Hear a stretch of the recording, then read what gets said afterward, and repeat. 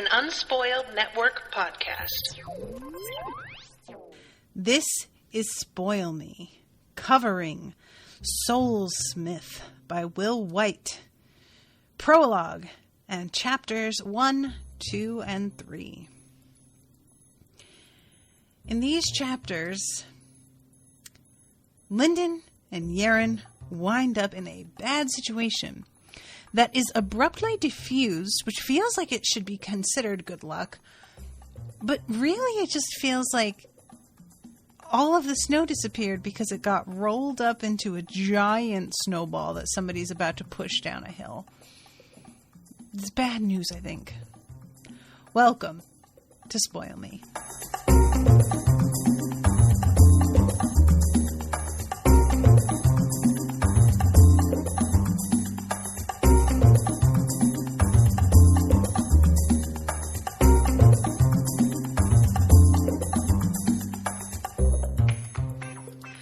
Welcome to the show, everyone. I am Natasha.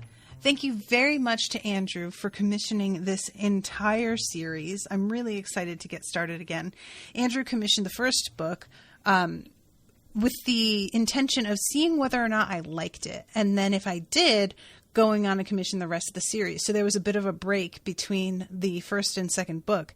But from here on out, I'm covering them one book after another until the end, not the end of the series, because I believe the series isn't finished being written, but up until the point where we are caught up with whatever is the latest that's been released. So thank you, Andrew, for that. I have really enjoyed coming back to this world. When enough time passes between books, you remember just the broad strokes of being like, oh yeah, I liked that series. It was magic. It was Asian influenced. That's about all I remember.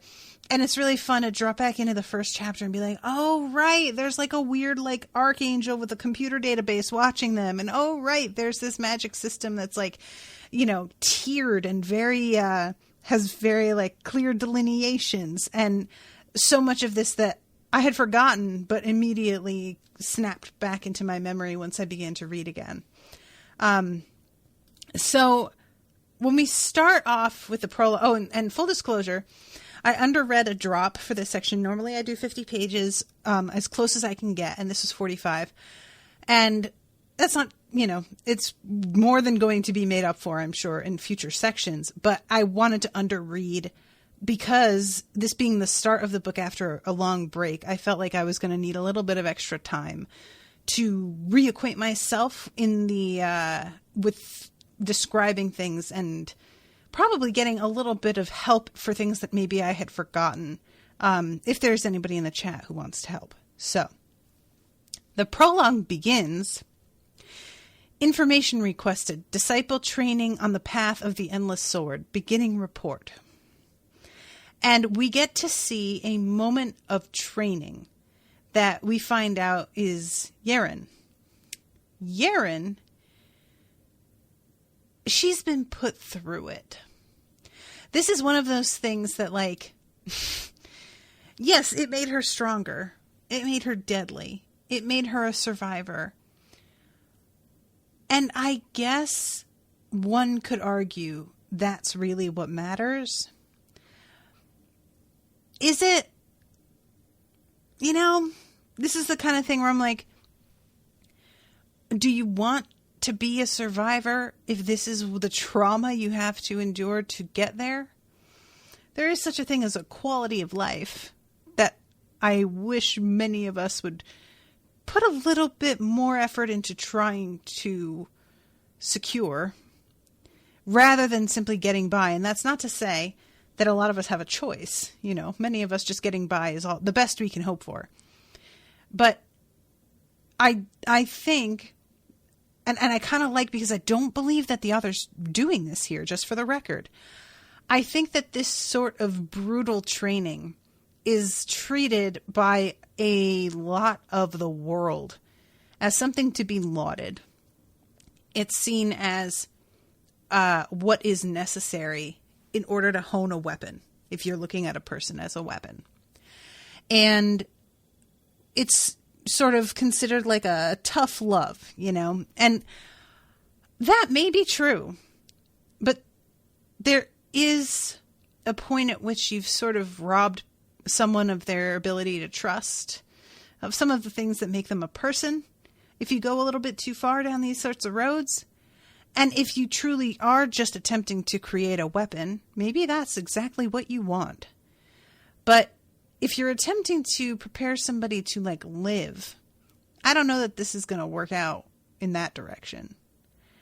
And I found this opening to be really well done in that it is showcasing in a way that doesn't feel like it is romanticizing the experience.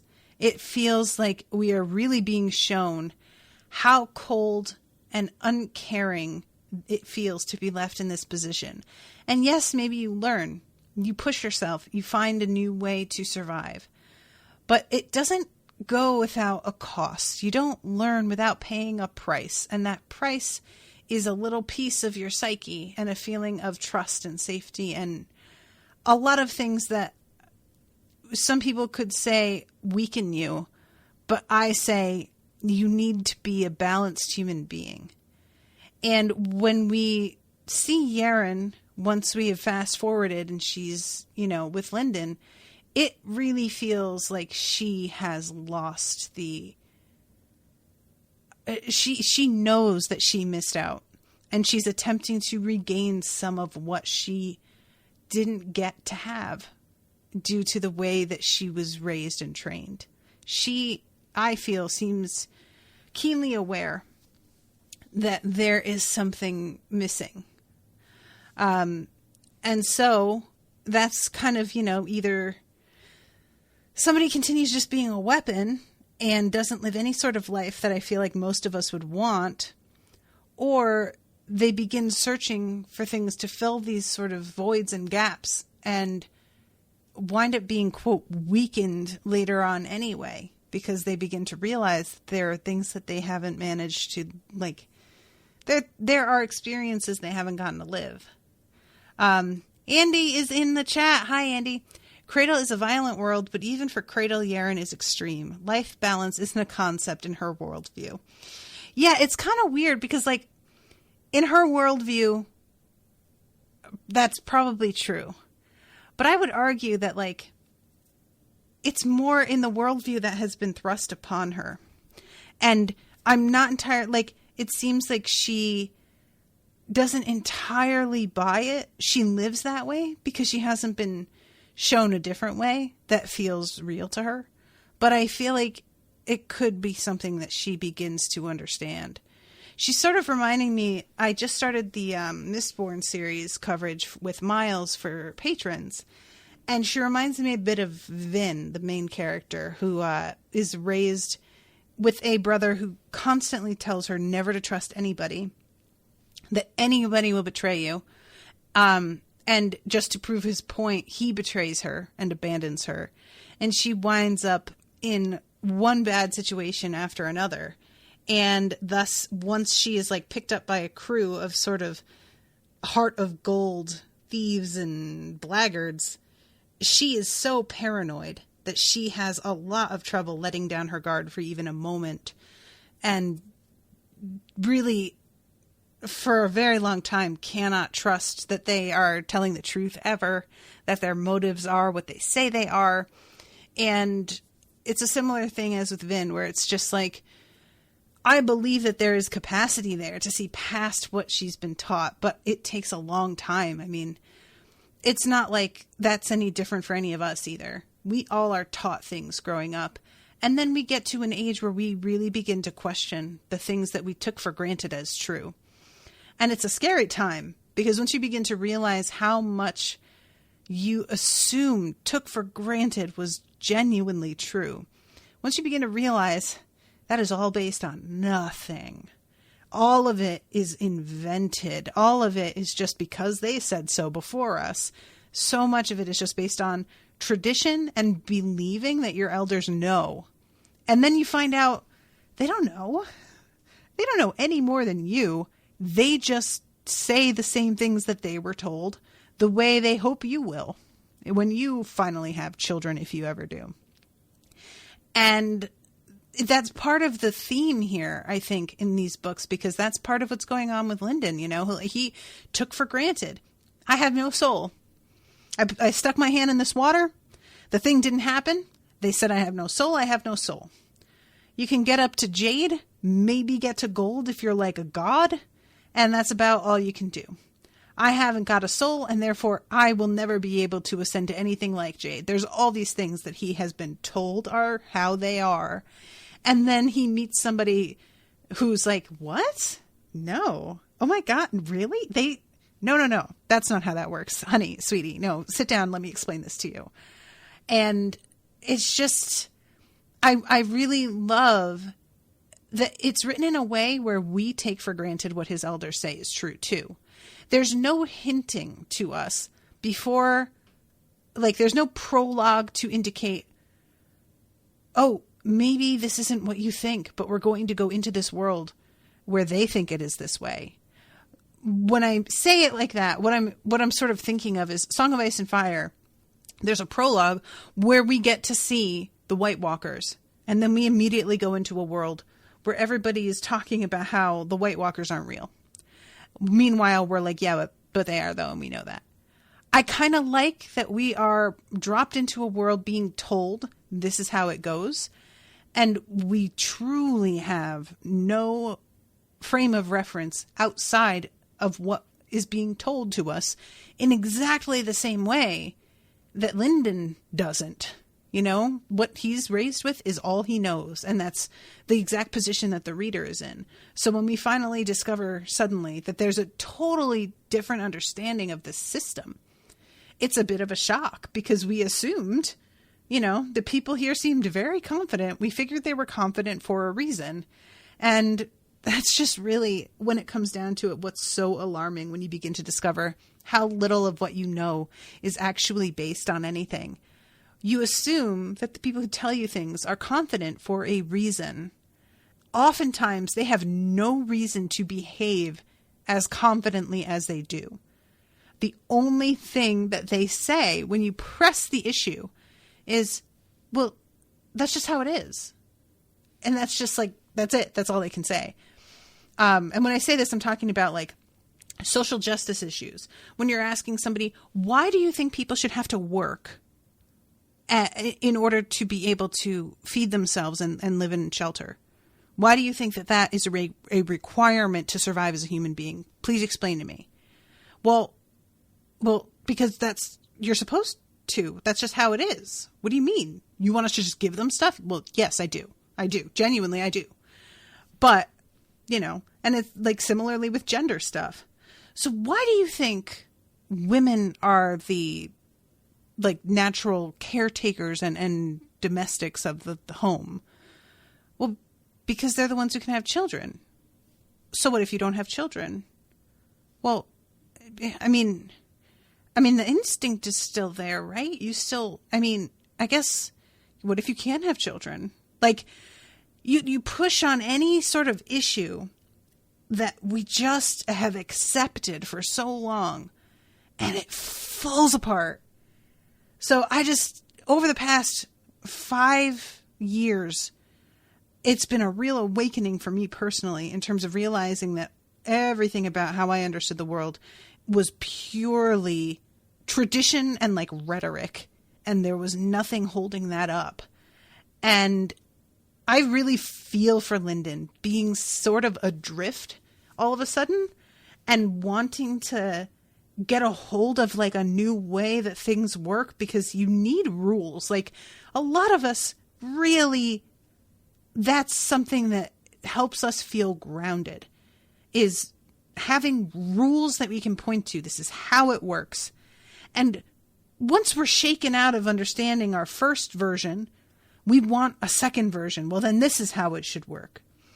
And I love that Yerin doesn't really have all the answers. So he's asking her like, well, then what about this? And she's like, dude, I don't know. I'm not a teacher. Okay. I'm going to help you get to this and that. Can you just let me sleep? Fuck. I am so tired. Andy says, yeah, she really wants a friend. She only had the sword sage since she was very little, and now she's feeling adrift.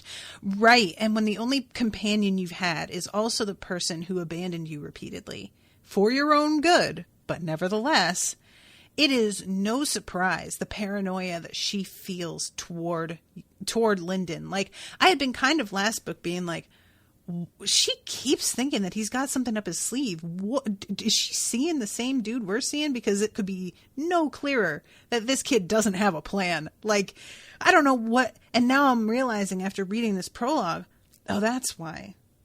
Because she just thinks everybody's got something up their sleeve. And honestly, a lot of people do. There's a real, like, sense in trying to see the world that way. But it's also a very lonely way to live.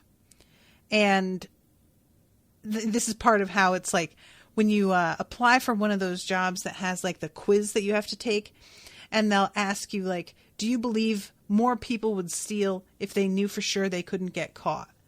And they ask you this question because what they're really asking is, would you steal more if you knew you couldn't get caught? And apparently the psychology behind it is you believe that other people think the way that you think. So if you say, I believe more people would steal if they thought they couldn't get caught, you're saying that because you believe most people think that way to excuse the fact that you think that way. And I've always found that to be really compelling because the people who have the least trust for the public at large and want to hold on to social benefits and things that are safety nets for those who are impoverished or disabled, those people tend to think that people are going to defraud the system at a rate that is just not reflected in the numbers. And I always think to myself, you think that because that's what you would do.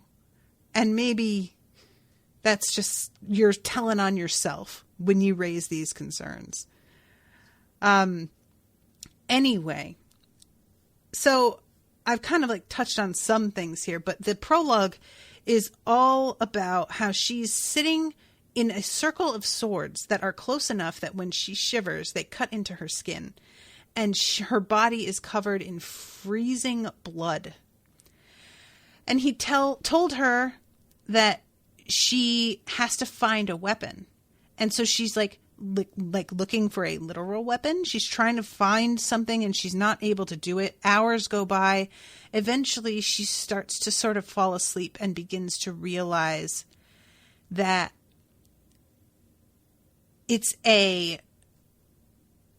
she's like on the edge of freezing to death.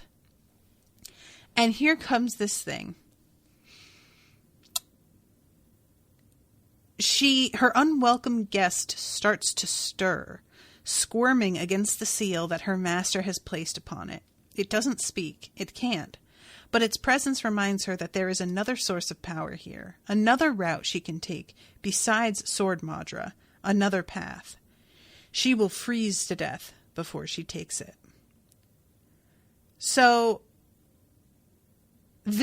it appears to me, and we won't get this full story till later, I am assuming this is whatever it is she has tied around her waist now, like as a belt. He says that it's madra, but it's like blood madra. I don't know how you achieve that. I don't know. This thing can't speak. We know that remnants, they can't speak, but they can make noise.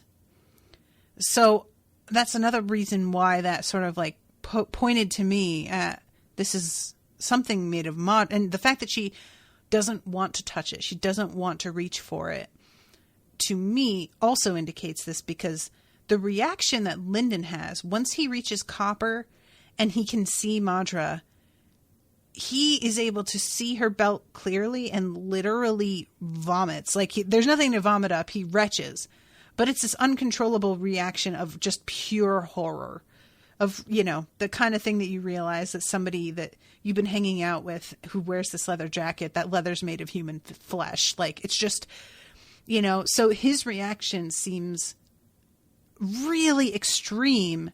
And if she was ready to die rather than access whatever this is, I feel like that makes sense. And she's not surprised by his reaction either. Once he vomits, she's like looking at him and like, all right, yeah, we're going to have to talk about this. And we don't get that in this section. But it's clear she expected this to happen. She knew what he was going to feel when he saw this. And I'm fascinated by that. So let's see. She still hasn't learned a ruler technique, the ability to manipulate compatible aura in the world around her. It's a weapon she hasn't seized. Is the blood madra her own blood? Is it her own blood that's like coming out? Because she's... Is that possible? Could that happen? I don't know how that works. Andrew says, no, the blood madra is something else. All right. Well, interesting. All right. So then we go into chapter 1. Lindon is rewrapping all of her wounds. I will be honest. I don't remember how they sustained a lot of these wounds. It's been a while, but it doesn't really matter. We just know that they are in bad fucking shape. And he's like lamenting that they don't have more bandages. He's going to have to like tear up some of his clothing. He has some extra clothes on him in order to make bandages. And she tells him not to worry about it because she's going to be able to cycle and be feeling a lot better pretty quickly. And he is going to break through to copper, which is going to not fully heal him, but perk him way up. And she says that they'll be able to do that tonight. And he looks at her and is like, are you tonight? And I love his excitement and the shock every time that she mentions leveling him up again, because this is just not something that he ever thought would be available to him. And so I'm going to make a comparison here that may seem a little bit silly, but those of you who have grown up financially unstable are going to understand what I mean. So what I felt every time Lindon mentioned to her, we're going to be able to get you to iron. We may even be able to get you to jade within the next few months. And he's just like, oh my God, I can't believe that you're just saying that. Like you're just saying it. Like it's a thing that can happen. Are you kidding? My family was going to just abandon me because I couldn't let them, like I couldn't drag them down with me. And you're willing to stick by and help me, even though I'm not blood to you. And I love like that feeling of him not understanding why she'd bother, because that's the feeling that he's had his whole life, is that you need to bring something to the table to be worth caring for. Especially when you live in a capitalist society, this is something that is very familiar. The feeling of needing to be productive in some way to justify existing in the world. And the reaction that he keeps having is something that I have had happen over the past like 6 months. My income has been stable and has actually been covering the bills with room to spare for the first time personally in my whole life. When I was married to Brendan, it was like this, but that was due to his income. And I was keenly aware that were things to go south between him and I would be in a bad place. And granted, where I am would not be as comfortable as it is without Owen. But I am still bringing in enough money to cover everything and put money away towards a wedding, towards an emergency savings account. I'm able to pay for medical stuff that I need to get done regarding like the facial twitch and everything. I'm able to pay for things immediately rather than having to put everything on credit cards, and have actually paid off 2 credit cards over the past year and a half. And so I'm starting to see my credit score go up, and I'm at a 725 right now, guys. I used to be like a 480, 510 a few years ago. Not that long ago. Probably like at this point, like 5 years ago. And I am having the option to have a large wedding. I'm having the option to be able to get procedures done that I might need done. There are things that are opening up to me, possibilities, even with just like maybe buying a bigger house or renovating this house, that I just never thought was going to be a thing I'd be able to do. It was all the kind of stuff that I'd be like, maybe someday I'll be able to.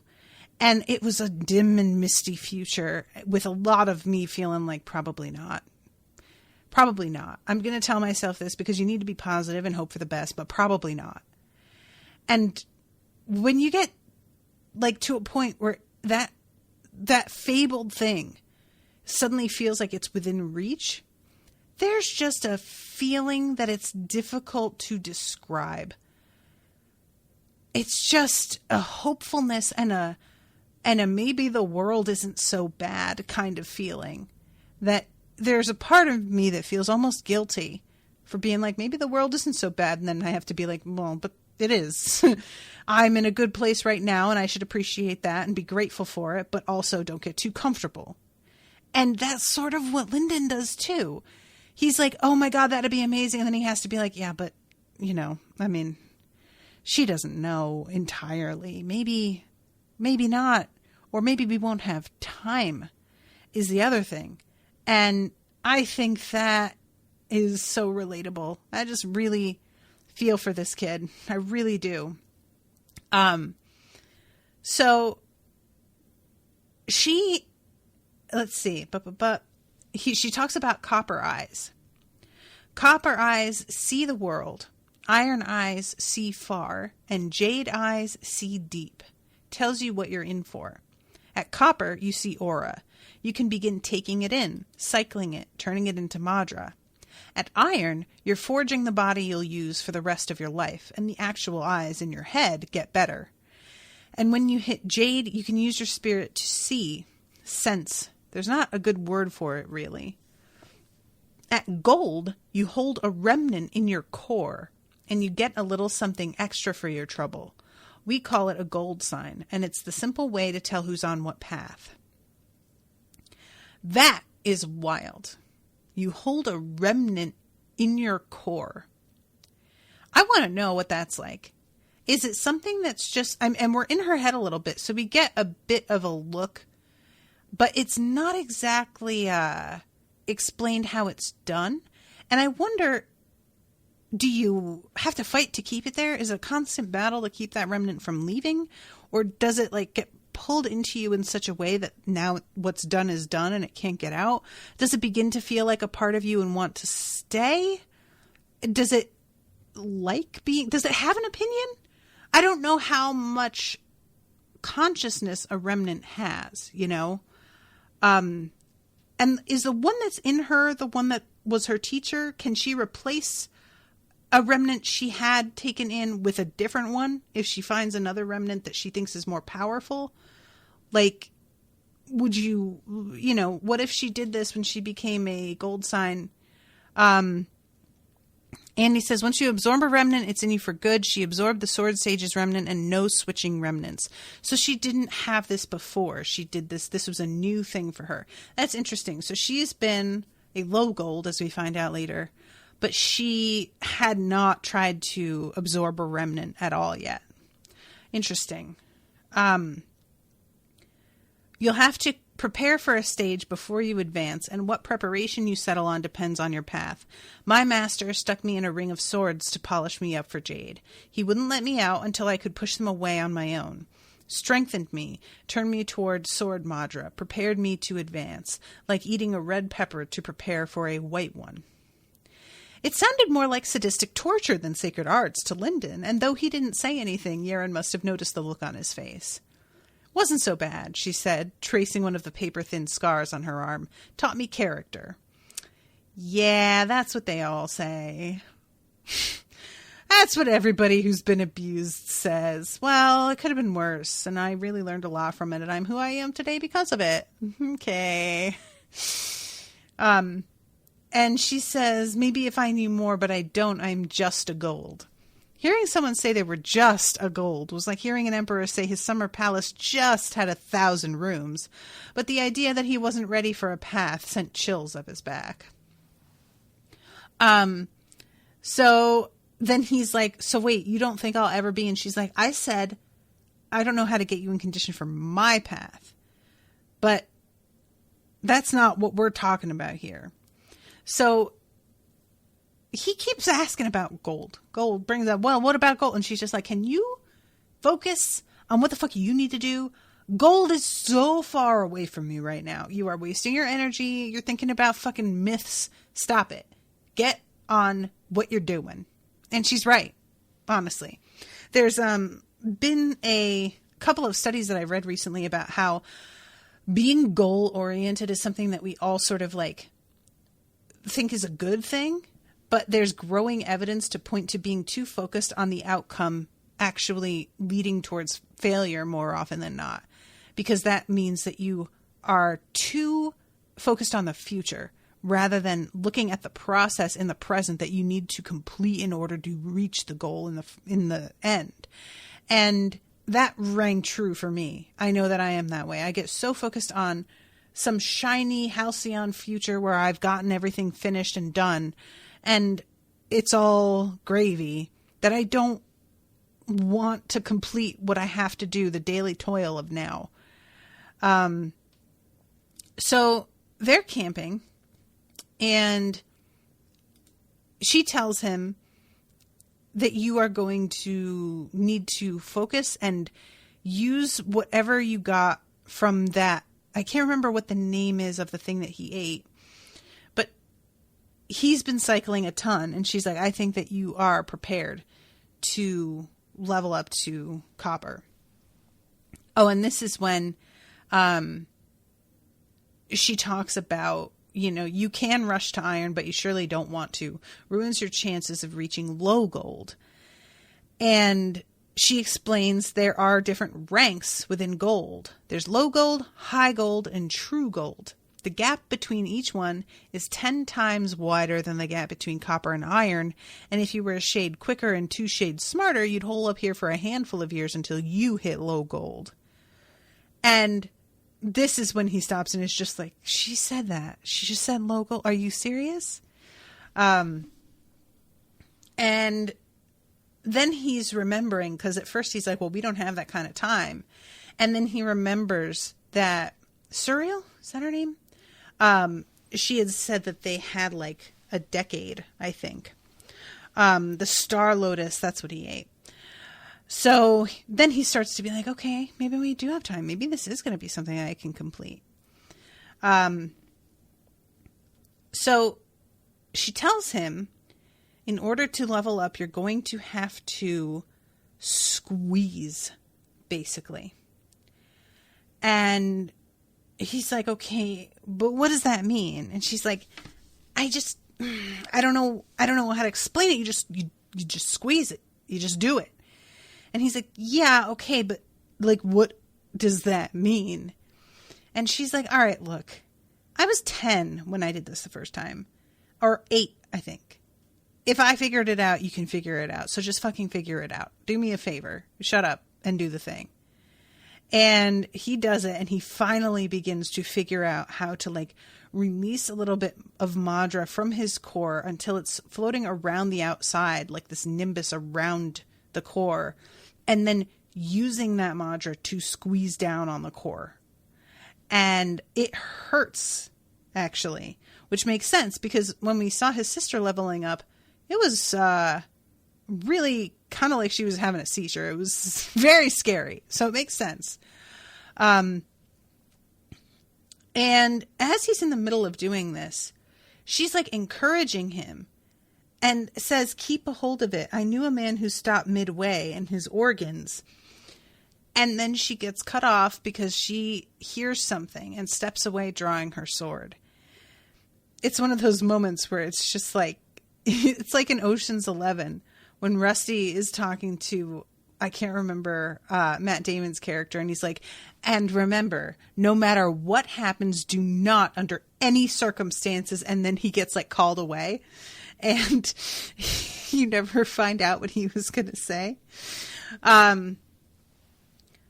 So he recognizes that this is a crucial moment. He can feel in his body that this is like, he can't let his attention deviate. So even though there's a tiny flicker of him, of noticing that she's involved in a fight somehow, he has to stay focused, and he manages to do it. And he passes out, essentially. And then when he comes back to himself, he feels so much better already. It's remarkable. He's just like, oh, okay, the way I was laying, that should have really hurt, and I'm feeling all right. He doesn't seem to remember immediately what he heard before he passed out. So he picks up his journal and starts scribbling down all this information about what it was like leveling up, because he's doing this twin stars thing. So this being a new sort of path is, I guess, the right word. But he feels an obligation to really track everything that is happening. And I love seeing the world through his eyes here, because everything has changed now. Spectral red lights drifted around the blaze in an orbit like flames that had left their candles behind, growing in number at the center of the heat. He had to focus strangely to see the phantom campfire. It felt more like watching his core than something physical, as though he saw with his spirit instead of with his eyes. Even when he moved his gaze away, the world was awash in color. The ground beneath him ran with veins of bright yellow as far down as he could see, each wriggling slowly like lightning trapped in jelly. He was seeing through the ground itself somehow, which gave him a dizzying impression like he was trapped on the outer membrane of an endless ocean and he could fall through any second. So, yeah, I really enjoyed this, like, look at everything having aura and being able to see all of it and being able to see Madra flickering and just the additional sight that this grants him. The floating red flames in and around the campfire felt as though they meant heat, like they were symbols written in a language he had just learned how to read. And I think that's so cool. This actually really reminds me of the Young Wizards series. Those of you, if you like this, I think you would like that.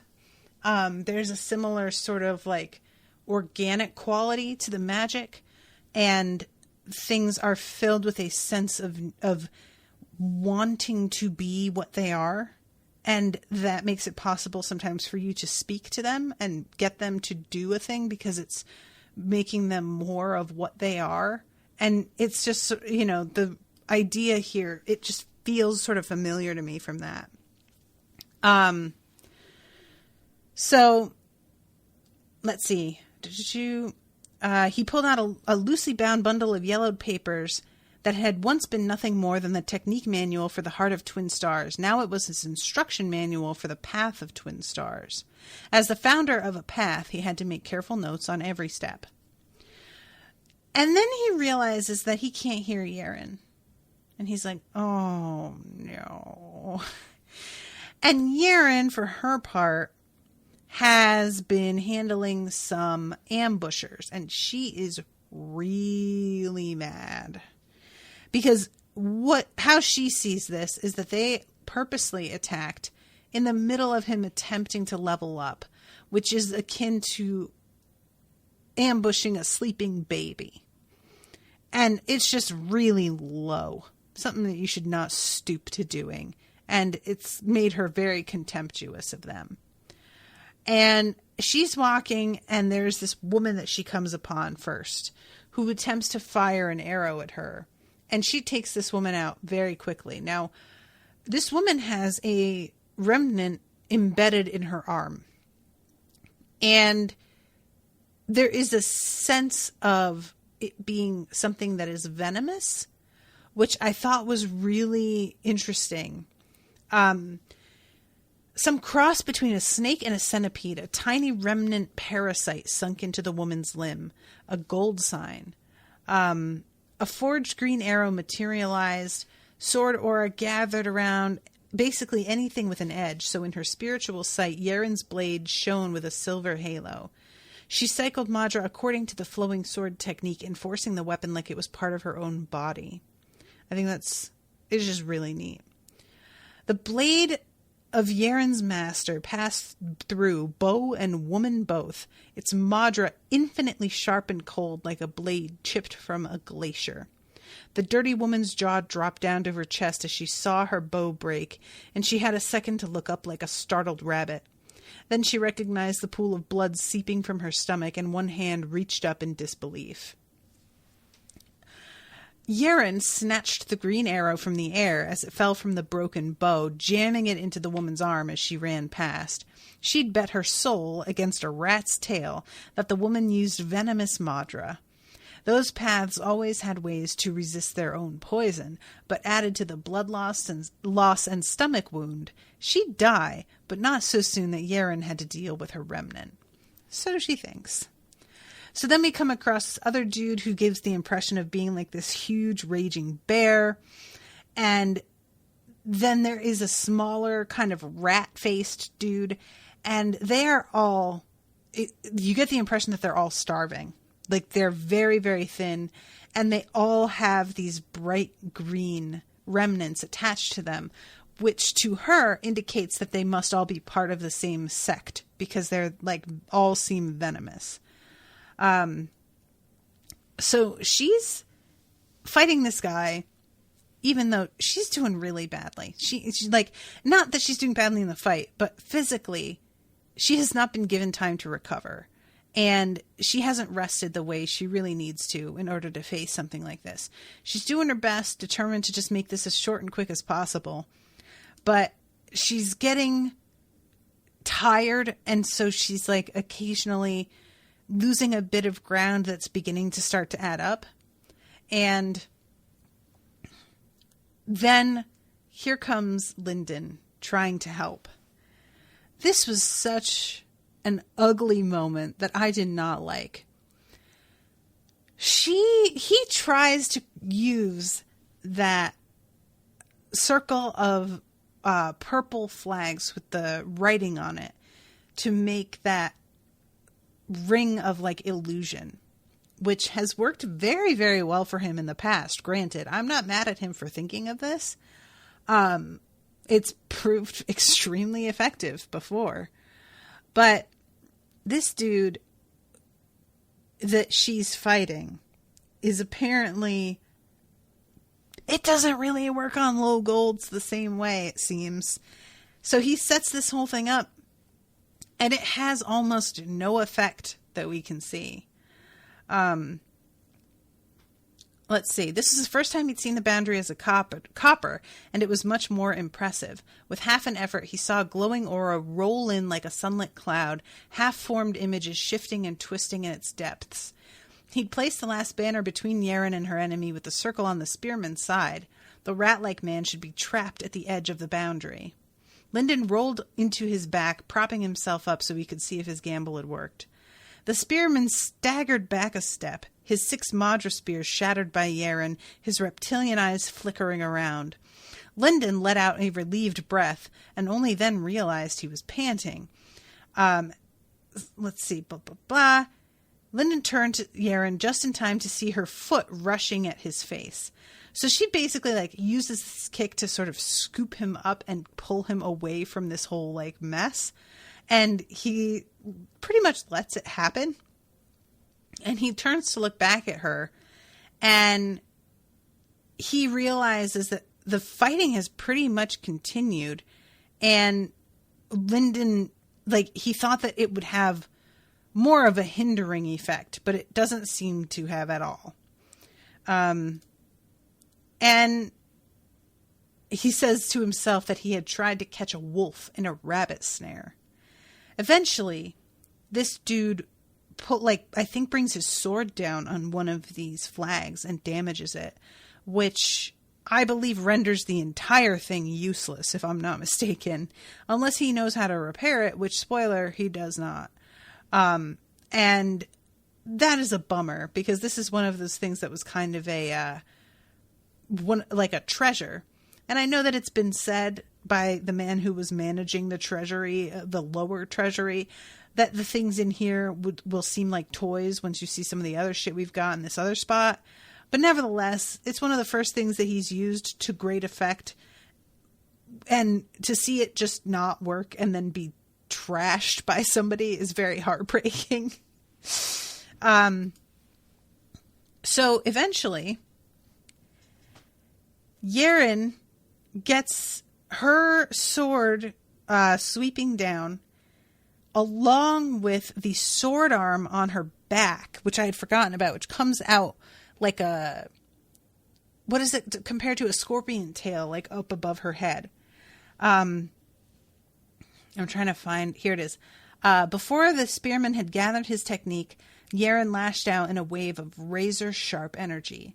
It blasted down from her blade, crashing through the green power and into the ground, which was when the silver sword arm on her back struck, sending a second identical attack into the man's skull. It sliced without resistance from his head down to his feet. He crumpled into two halves. Lindon jerked his eyes away from the gory sight, turning to Yerin. Yikes. There was some video game, it might have been Doom or something like that, where you could slice somebody in half, like vertically that way, and it creeped me out so bad as a kid. I remember the first time I saw it and it was just like, I am leaving the room. So bless him, Lindon goes over to Yerin and is like, oh my god, are you okay? I'm gonna help. Do you let me help patch you up? Where's the worst of your injuries? And she says, remnants, run. And when I tell you, I got the chills reading that line. Oh, I had forgotten all about those fucking remnants. I had forgotten. I said it before and I'll say it again. Remnants are unfair. I don't like it. You fight this whole goddamn battle and there's still a remnant to deal with. Who fucking decided this? Dislike. It's like, it's just mean-spirited.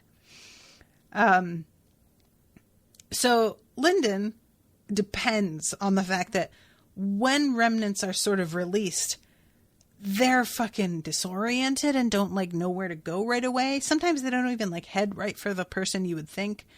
And he kind of supports her under one arm and helps her towards the floating 1,000-mile cloud, which has been their transportation.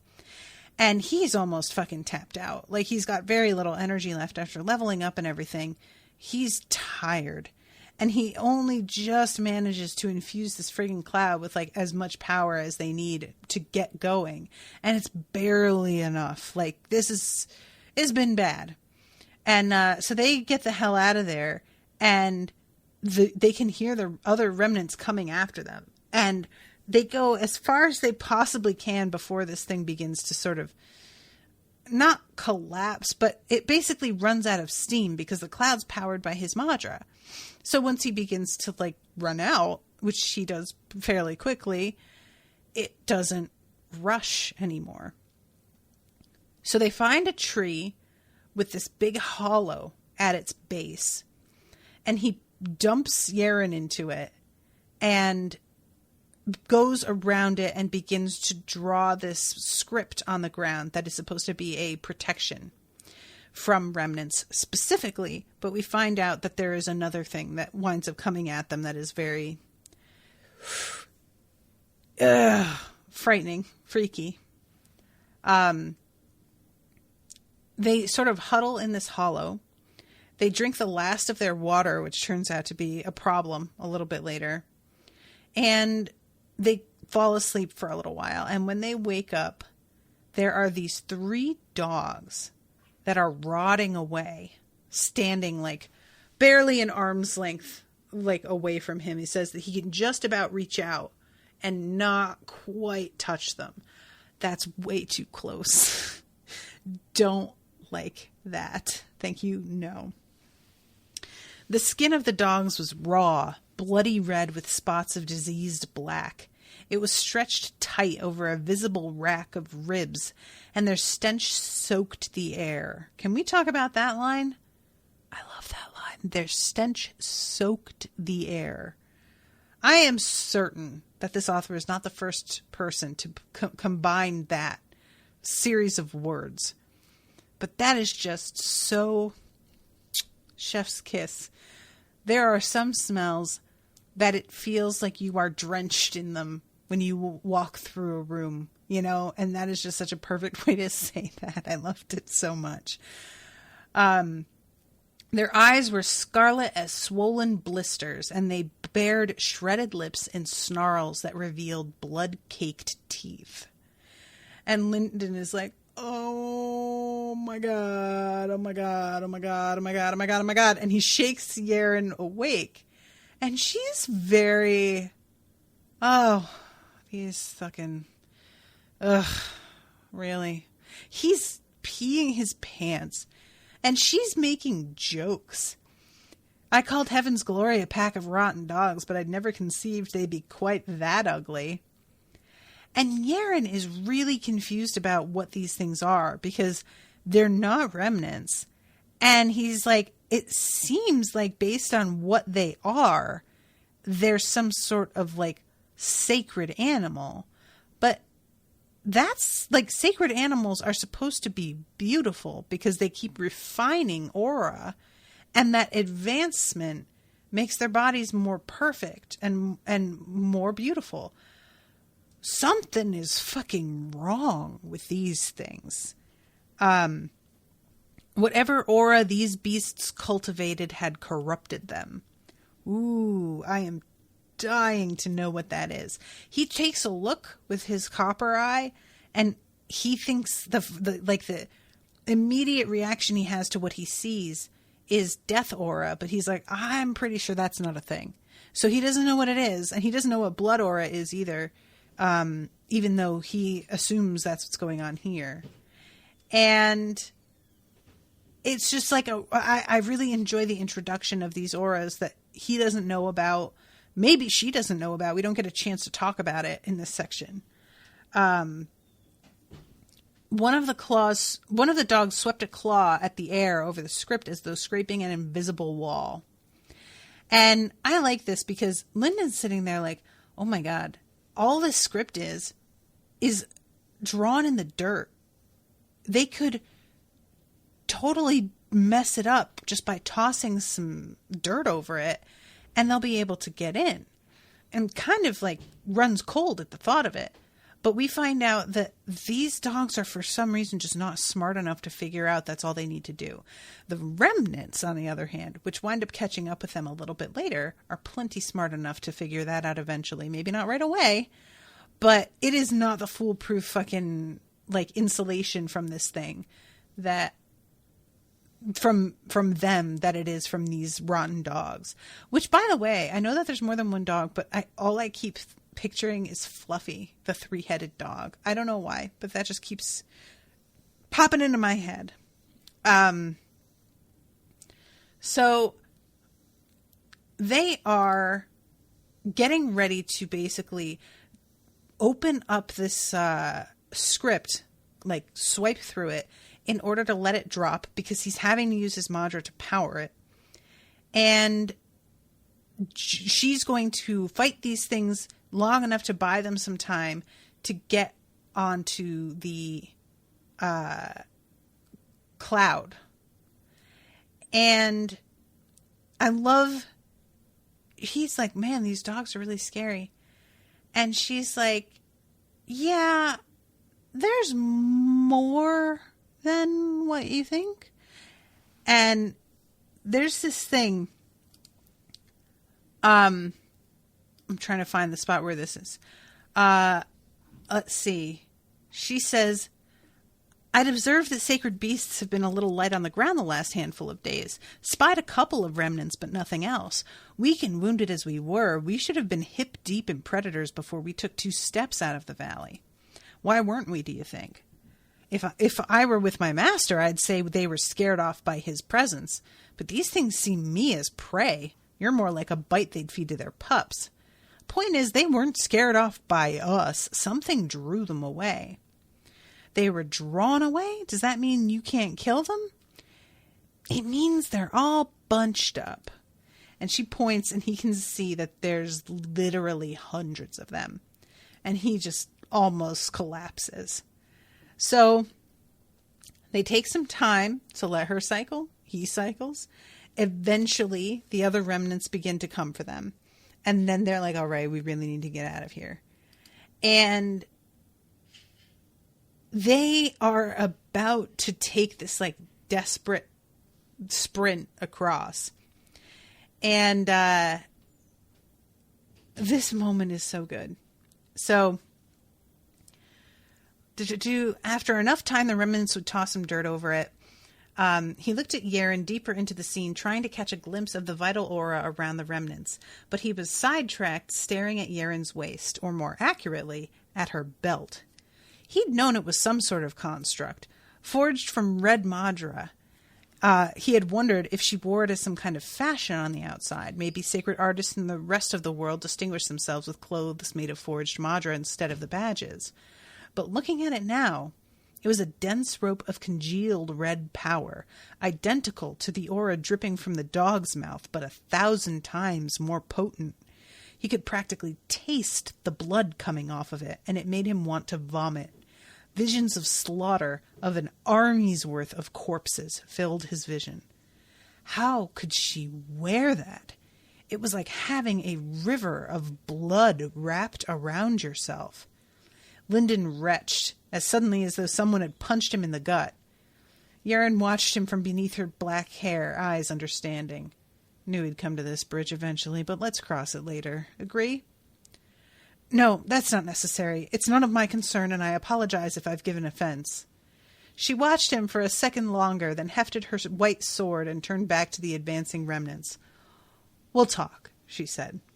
I loved that. I love him being like, oh, I'm really, really sorry. I didn't mean to vomit at the sight of the thing. Like, he's just so polite. I love Lindon. He's so polite all the time. So the remnants approach. And Lindon's like, all right, they're going to work together. They're going to take us out. But then he realizes his mistake, because they are each a predator of their own kind. Sacred animals, remnants, they are not friends. And they begin to attack one another initially. And he's like, oh, shit. Maybe this is all right. Maybe we'll be able to get out of here while they're distracted with one another. But that does not actually turn out to be necessary. The vital aura around the rotten beasts flared up like a dark fire suddenly fed dry timber, and he grew sick. Their auras swelled, growing twice as dense and 2 or 3 times as large. Somehow they were growing more powerful. Then he realized that every aura had inflated in the same way. The world was awash in a chaos of color beneath his copper vision, as the veins of yellow in the earth and the flows of green in the grass flared brighter and then bent like tree branches pressed down by a strong wind. The vital aura drained off in a phantom river, pouring away from its source, streaming deeper into the forest. The flow looked like a rainbow river, and it left the world feeling dry and empty in its wake. Every monster bolted. The remnants left first, burbling and whistling as they followed the flow of the vital aura. The rotten dogs had an instant of confusion in which they turned from their trapped prey to the rushing light, visibly torn. Finally, one of them gave a guttural bark, and all of them tore off. Even the dogs farther away from the warding circle followed, quickly overtaking the remnants. In the background, amidst the trees and undergrowth, the bigger rotten beasts left. They ran from the warded tree like they were fleeing a burning building, and in 3 breaths, Lindon and Yerin were alone. And Lindon's like, okay, what the fuck was that? And she's like, oh, I do not know. Obviously, they follow aura, so it all went and they followed it. But I have no idea what could ever make aura do that.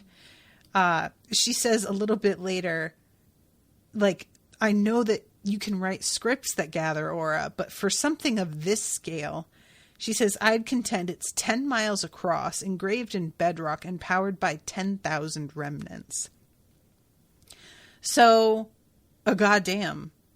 Is somebody like channeling this is it basically like an aura powered nuclear bomb somebody's making? Like, what the fuck?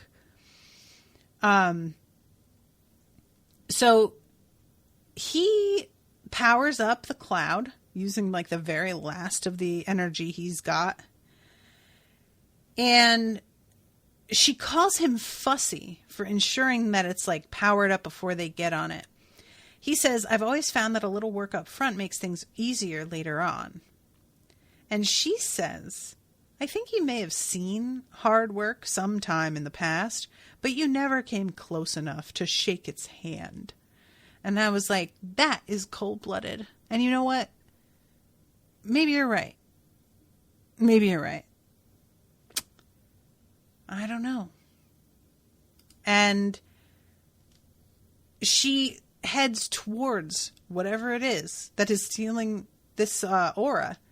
And he's like, hey, buddy, why are we going over there? And she's like, come on, do you not want to know what the fuck did that?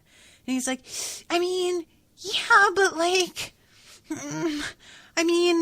there's just a lot of monsters. And she's like, oh, come on, don't be a fucking coward. Show a little backbone, will ya? And he starts to be like, what do you mean? And he sits up and he gets smacked in the face with the branch and then immediately like crouches down again. And that's pretty much the end of the chapter. So I'm very excited. I will say, I read the beginning of the next chapter, the first sentence, before I realized that I had read too far. And the first sentence is, in the first strike, she exterminated humanity.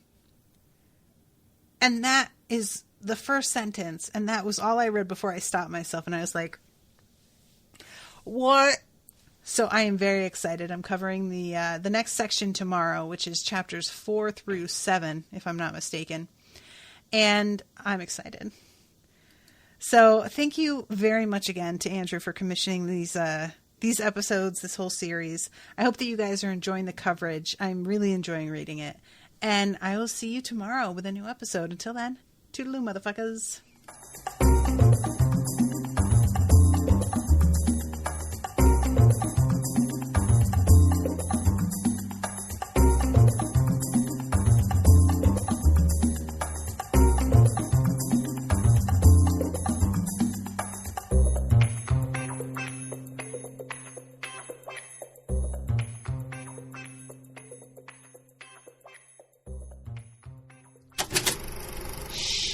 That was an Unspoiled Network podcast.